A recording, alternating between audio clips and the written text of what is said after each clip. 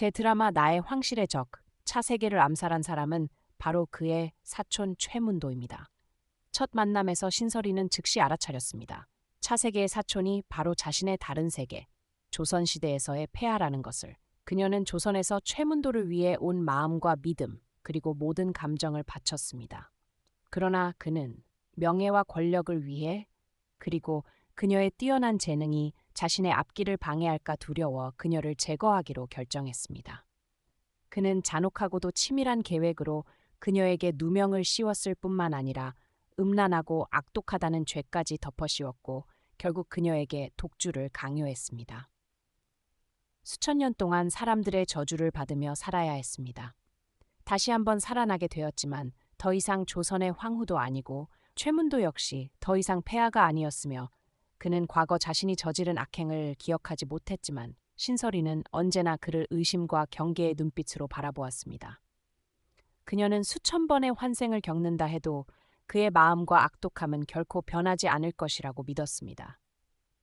그리고 이번 대상 역시 차세계였습니다. 이것이 신설이가 차세계 곁에 머물며 그를 위험한 함정으로부터 보호하기로 결심한 이유입니다.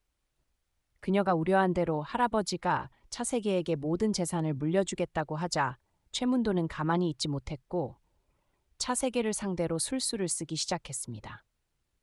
그는 차세계를 이번 경쟁에서 제거하기 위해 암살자를 고용했습니다.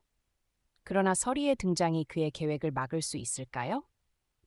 그녀가 그의 사악한 속내를 꿰뚫어 본 상황에서 사건은 어떻게 전개될까요? 그 내용은 오늘 영상에서 공개하겠습니다. 할아버지가 아프다는 소식을 들은 차세계는 걱정이 되어 즉시 집으로 돌아가려 했습니다.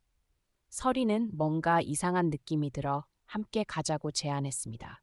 그러나 막차에 타려는 순간 설이의 육감이 다시 발동했습니다. 그녀는 이 차에 문제가 있고 좋지 않은 일이 벌어질 것 같은 느낌이 들었습니다. 그래서 차세계를 막으며 말했습니다. 안 돼, 가지 마. 차세계는 이상하다는 듯 말했습니다. 지금 장난할 때가 아니야. 할아버지가 아프시다니까 난 그냥 둘 수 없어.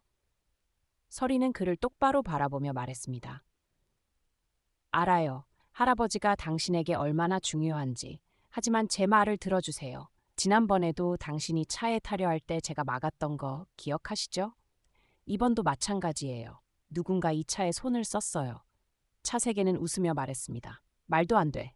지난번은 그냥 우연이었어. 이번엔 아무 일도 없을 거야. 이 차가 아무나 쉽게 탈 수 있는 차인 줄 알아? 그러니 네 걱정은 그만해. 계속 막으면 따라오지 않아도 돼. 말을 마친 그는 문을 열고 곧바로 차에 올라탔고 설이를 기다리지도 않은 채 즉시 차를 몰고 떠났습니다. 어둠 속으로 사라지는 차세계의 모습과 차량을 바라보며 설이는 극도의 불안과 초조함을 느꼈습니다. 그녀는 즉시 비서의 차를 빌려 그를 뒤쫓았습니다. 현대 세계에 막 적응했지만 설이는 결코 고립되지 않았습니다.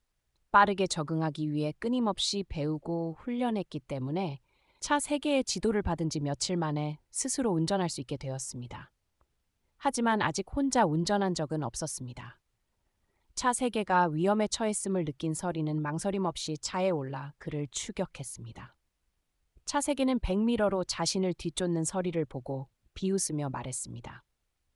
저 여자가 뭐 하는 거야? 미쳤나? 그러나 곧 그녀가 걱정되어 속도를 줄이려 했습니다. 하지만 브레이크를 밟는 순간 차는 감속하지 않고 오히려 더 빨라졌습니다. 차 3개는 깜짝 놀랐고 설이가 말했던 차에 손을 쓴 사람이 있다는 말을 떠올렸습니다. 그러나 이미 너무 늦었습니다. 밤하늘 아래 그의 슈퍼카는 로켓처럼 질주했습니다. 같은 방향으로 달리던 모든 차량을 추월했습니다. 뒤에서 이를 본 설이는 분노하며 말했습니다. 저 인간이 미쳤나? 왜 저렇게 달려? 신호등이 다가왔지만 그의 차는 멈출 기미조차 없었고 오히려 속도를 더 높였습니다. 설이는 상황이 심각함을 깨닫고 그가 차량 고장을 겪고 있다고 확신했습니다. 다른 운전자들이 그를 향해 욕을 퍼붓는 가운데 그녀 역시 속도를 높여 따라갔습니다. 그와 가까워지자 설이는 말했습니다. 바다 쪽으로 가세요. 그쪽은 차량이 적어요. 제가 도울게요. 차 3개는 그녀의 의도를 이해한 듯 방향을 바꿔 외곽으로 향했습니다. 긴박한 상황 속에서도 그는 침착함을 유지했습니다. 다리를 발견하자 차를 몰고 올라가 다리에 차량을 문질러 속도를 줄이려 했습니다. 충돌로 불꽃이 튀었습니다. 그는 끝까지 핸들을 잡고 감속을 시도했지만 차는 여전히 멈추지 않았습니다. 이를 본 서리는 결단을 내렸습니다. 그녀는 힘을 다해 차를 앞질러 가서 갑자기 정지해 차량을 막았습니다. 엄청난 충돌이 어둠 속에서 울려 퍼졌고 결국 차는 멈췄습니다. 두 사람 모두 부상을 입었습니다. 차세계가 고개를 들었을 때 서리는 의식을 잃은 상태였습니다. 차량에서는 연기가 피어오르고 있었습니다.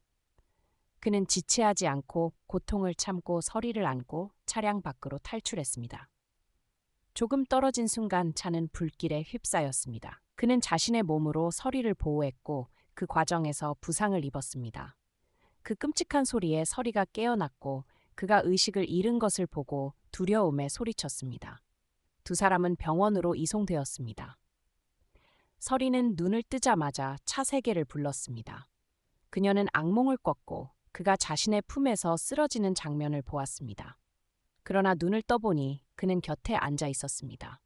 그는 미소 지으며 말했습니다. 꿈에서도 나를 걱정했나요? 서리는 당황하며 부인했지만 그는 부드럽게 웃었습니다. 사고에 대해 이야기하자 그는 카메라 기록이 삭제되었고 경찰도 차량 결함으로 결론 내렸다고 말했습니다. 서리는 분노하며 그것이 명백한 음모라고 주장했습니다. 그녀는 차가 철저히 보호받는 차량인데 어떻게 손을 쓸 수 있었는지 의심하며 가족일 가능성을 제기했습니다. 그때 할아버지와 최문도가 꽃바구니를 들고 들어왔습니다. 최문도는 차세계에게 말했습니다. 너를 위해 목숨까지 걸 수 있는 사람을 찾았다니 정말 다행이구나. 차세계는 웃으며 말했습니다. 그녀는 내가 돈을 줘서 한 일일 뿐이에요. 할아버지는 그의 머리를 때리며 꾸짖었습니다. 이 녀석아, 내가 아프다고 해서 이렇게 달려온 거냐? 과연 차세계가 위기를 벗어난 뒤 최문도는 어떤 음모를 계속할까요? 서리는 어떻게 그를 지켜낼까요? 차세계가 사촌을 끝까지 신뢰하는 가운데 그들의 운명은 어떻게 될까요?